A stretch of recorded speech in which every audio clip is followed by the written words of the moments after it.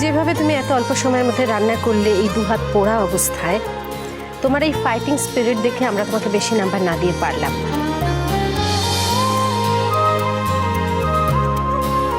তাহলে চলতে থাকুক মিস্টার ঘোষ ভার্সেস মিসেস ঘোষের হাড্ডাহাড্ডি লড়াই। আমি ভার্সেস তুমি লড়াই, তাই না? তবে এই রাউন্ডে মিস্টার ঘোষ বেশি নাম্বার পেয়ে গিয়েছেন।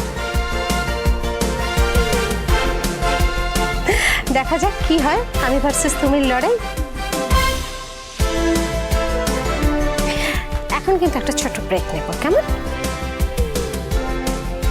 দেখতে থাকুন দ্য গ্রেট কুক।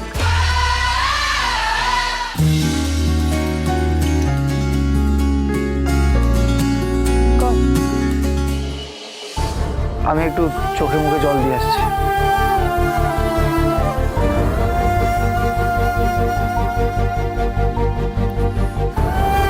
শঙ্কর, তুমি কি আমার উপরে রাগ করলে? সেই সময় আমার টেনশন আর ব্যথাটা তুমি বুঝতে পারলে না, শুধু আমার কথাগুলোই শুনলে।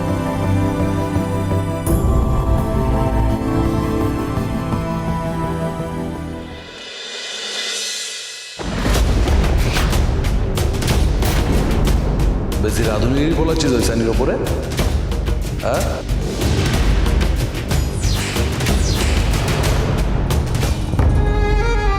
ইস, এই হাত নিয়ে তুমি রাখলে কি করে? তো কতটা পড়ে গেছে। কেউ তো একটা শয়তানি করেছে মেজো বৌদি, কেউ তো তোমার একটা ক্ষতি করতে চাইছে। একদম।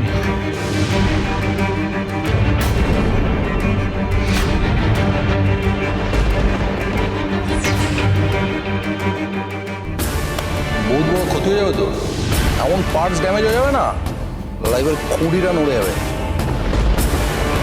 আজকে তোর জন্য এখানে যদি ওই সানি হারে না,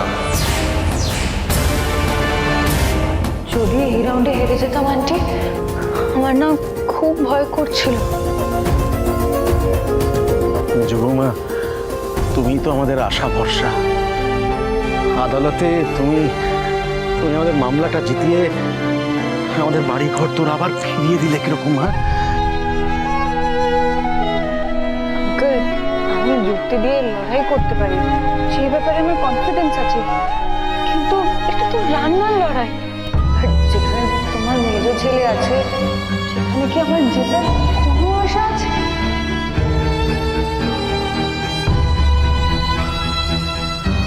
তোকে হারতে হবে, তা নাহলে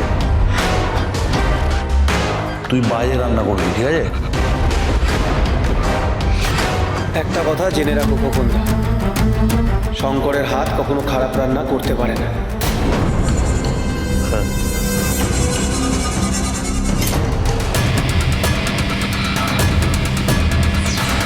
আর এই হাতটাই যদি না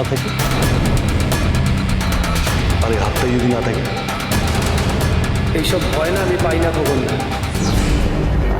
আর গুন্ডামি ছুরি বন্দুক দেখিয়ে জীবনে সব কিছু জেতা যায় না, বিশেষ করে কারোর মন তো যায়ই না।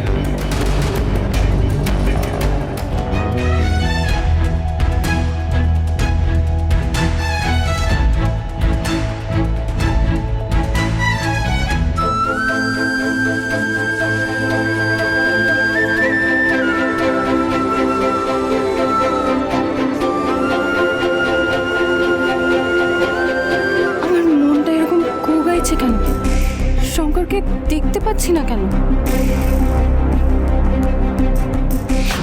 এই কম্পিটিশনে আমার ওই সানি জিতবে, শুধু ওই সানি জিতবে, ঠিক আছে? ওই যে তোর ফ্যামিলির লোকজন বসে আছে না, গাছগুলো ফুল ঝড়ে দেখেছিস? যদি ওই সানি হারে, তাহলে ওরা খুব টপ ওইভাবে সব ছুঁয়ে পড়বে, ঠিক আছে? খেয়াল রেখে জানো।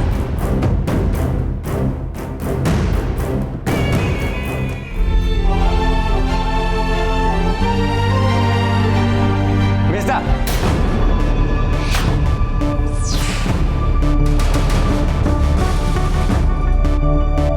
কে এরকম একটা পাতি না তোকে সে থ্রেট দিয়ে গেল। আমি বলছি এগুলোর জন্য কিন্তু একমাত্র মেজো বৌদি দায়ী। আমি জানি তুই কি বলবি, জানি, আমি জানি আমি অন্যায় করেছি, আমি জানি তুই আমায় কোনোদিনও ক্ষমা করতে পারবি না, কিন্তু তাও তুই আমার নিজের মায়ের পেটের দাদা, আমার মেজদা, আমার মধ্যে রক্তের সম্পর্ক আছে, কিন্তু তুমি তো বাইরের নেই, তো বাইরের থেকে এসছি। আর তাই আজকে আমি তোকে সাপোর্ট করব। দেখ, আমি কিন্তু তোকে সাপোর্ট করার জন্যই এই হরগৌরী লেখা টি শার্টটা পরে এসছি, একবার দেখ।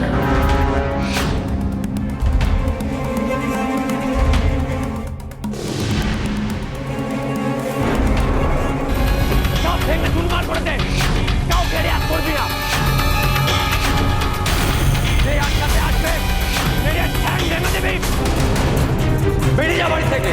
অনেকক্ষণ ধরে তো বললাম এসব নাটক না করে বাড়ির থেকে বেরিয়ে দাঁড়িয়ে দাঁড়িয়ে কি দেখছো, বেরিয়ে যা বললাম তো।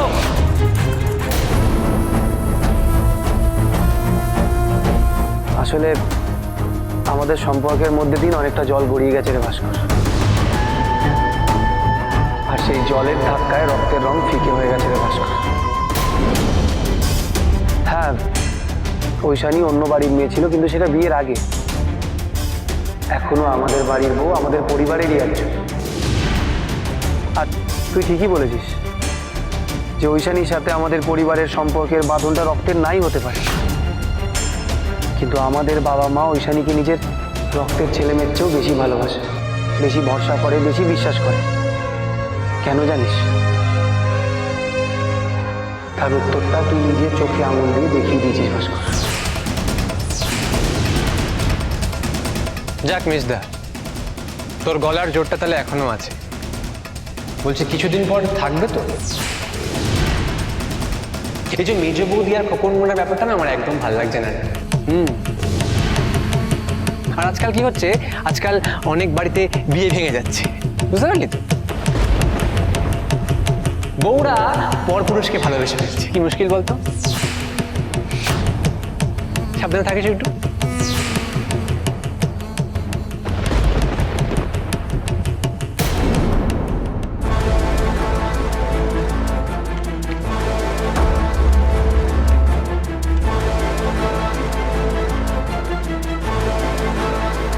আর আজকাল কি হচ্ছে, আজকাল অনেক বাড়িতে বিয়ে ভেঙে যাচ্ছে, বুঝতে পারলি তো? বউরা পরপুরুষকে ভালোবেসে ফেলছে, কি মুশকিল বলতো? স্মার্ট বৌদি, তোমার আর মেজদার বিয়েটা আমি কিছুতেই টিকতে দেব না। এসব কান ভারী করার কাজ আবার বৌদি খুব ভালো পারবে।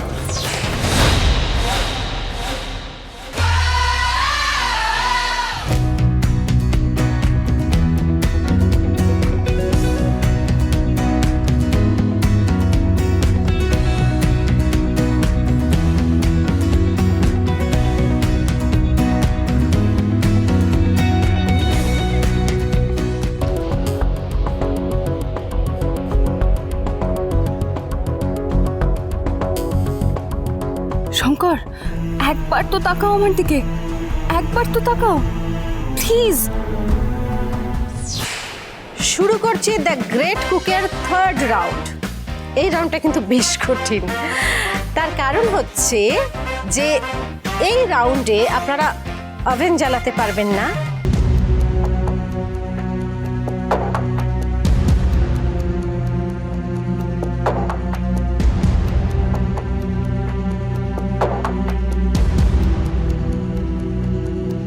এবং কোনো রকম তেল ব্যবহার করতে পারবেন না। তেল ছাড়াই আপনাদের রাতের ডিনার বানাতে হবে, সময় কিন্তু মাত্র 1 ঘন্টা।